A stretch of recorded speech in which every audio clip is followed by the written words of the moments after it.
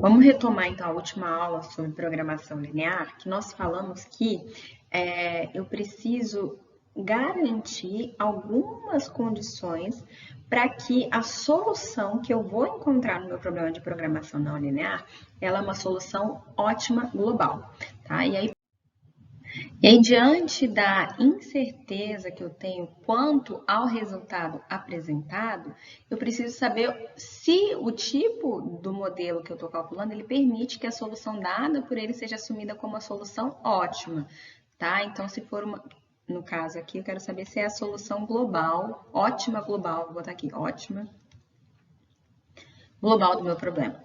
Tá? Para isso, eu tenho que relembrar alguns conceitos matemáticos básicos. Que conceitos são esses? Primeiro, o conceito de função convexa. Tá? Então, o conceito aqui de função convexa. Uma função, ela é convexa se ela tem valores marginais crescentes. Ou seja, se aqui ó, a derivada dela, tá?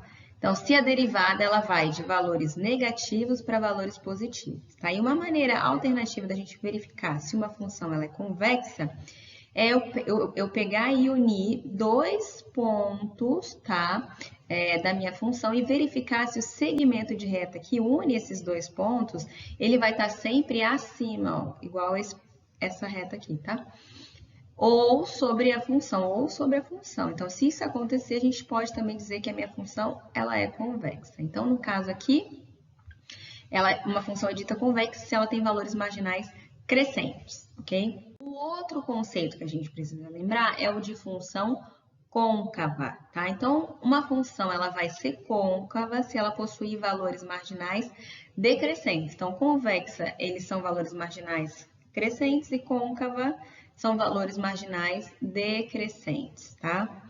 Então, uma maneira alternativa de eu verificar se uma função é côncava, eu vou fazer o quê? Eu vou unir dois pontos da minha função e vou verificar aqui se o segmento de reta que une esses dois pontos, ele vai estar sempre abaixo ou sobre a função, igual essa reta aqui, tá? Então, se isso acontecer, eu também posso dizer que a minha função é côncava. E o último conceito matemático relevante vai ser que nós vamos utilizar o de conjunto convexo, tá? Então, um conjunto, quando que ele é convexo? Ele é convexo se todos os pontos que formam o segmento de reta, tá? Então, que formam o segmento de reta, que unem quaisquer dois pontos desse conjunto, também pertencem ao conjunto, tá? Então, eu tenho aqui dois pontos do meu conjunto e um segmento de reta dentro desse conjunto. Então, se esse segmento de reta, ele estiver dentro do meu conjunto, eu tenho um conjunto convexo. Quando isso não acontece, ele estiver fora do meu conjunto, ele vai ser um conjunto não convexo.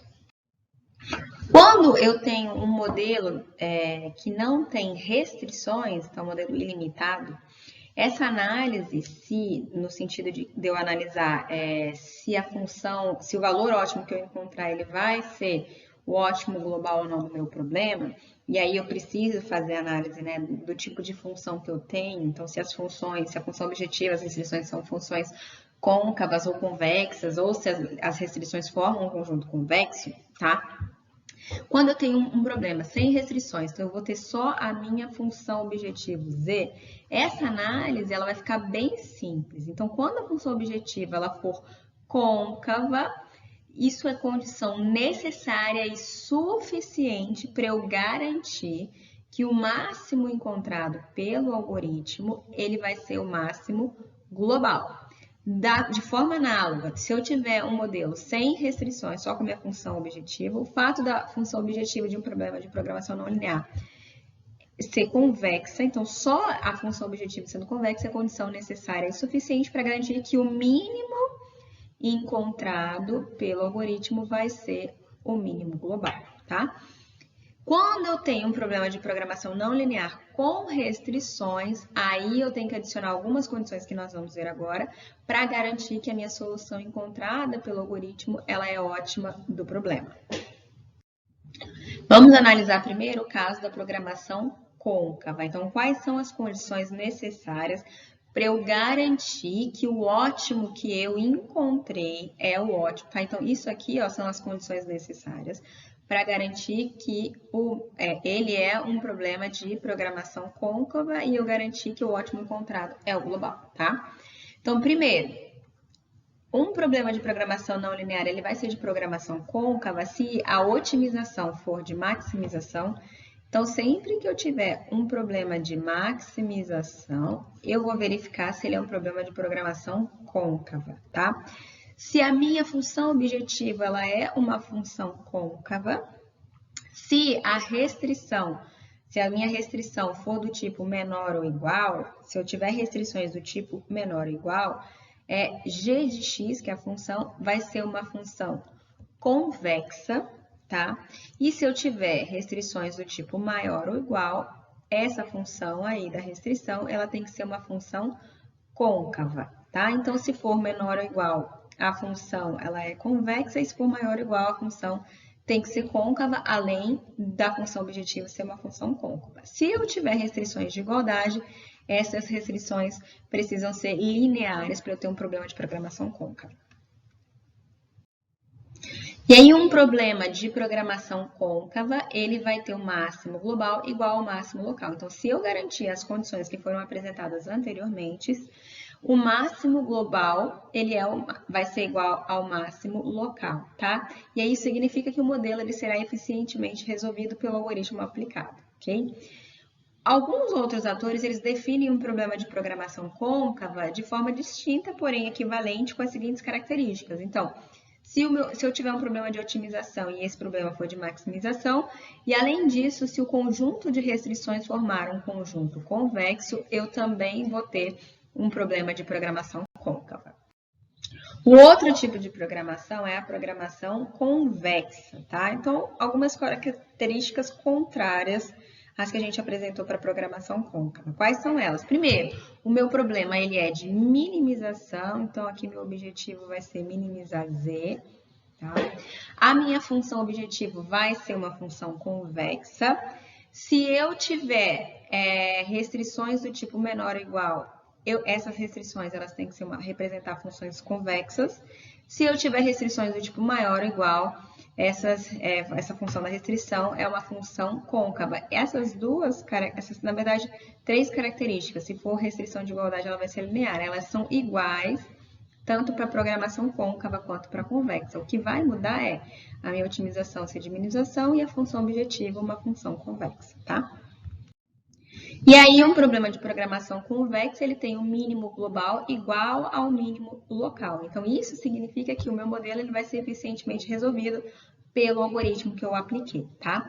E aí, outras definições em relação à programação convexa são que a otimização é de minimização e o conjunto de restrições forma também um conjunto convexo. Se eu tiver essas duas características, vou ter um problema de programação convexa. E aí, aqui a gente tem como identificar quando que uma função é côncava ou convexa para eu poder definir se o meu problema de programação não linear ele é um problema de programação convexa ou côncava, tá? Então, quais são essas quatro características? Como é que eu vou saber se uma função é côncava ou convexa, tá? Então, primeiro, ela vai ser uma função, ela é dada convexa, ela é dita convexa se e somente se a derivada segunda dessa função for maior ou igual que zero para todos os possíveis valores de x, tá? Então, se a derivada segunda for maior ou igual que zero, então, para valores positivos, ela é convexa, tá? Ela vai ser estritamente convexa se e somente se a derivada segunda dessa função for maior do que zero para todos os possíveis valores de x, tá? Essa função ela vai ser côncava se e somente se a minha derivada segunda for menor ou igual que zero para todos os possíveis valores de x, então vou ter valores negativos aí, e estritamente côncava se e somente se a derivada segunda for menor do que zero para todos os possíveis valores de x. Então, se eu tiver valores negativos para x, ela vai ser estritamente côncava. Por fim, o último tipo de problema de programação não linear que a gente está vendo é programação quadrática, tá?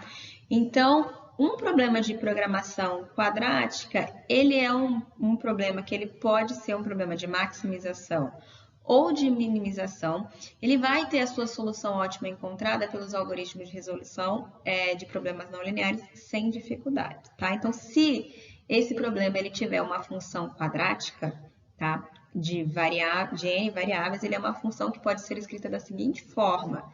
Então, nesse caso aqui, eu tenho uma função quadrática quando eu tenho a somatório, né, de termos que envolvem quadrado de variáveis e também o produto de duas variáveis. Então, aí eu vou ter uma função quadrática. Então, eu posso ter aí uma função quadrática de uma variável, que vai ser, por exemplo, fx igual a 1x1 ao quadrado, e uma função quadrática de duas variáveis. Aqui é um exemplo, tá? Posso ter mais variáveis, com certeza. Com duas variáveis, f ao quadrado, a 2x2 ao quadrado, mais b12 vezes x1 vezes x2, tá?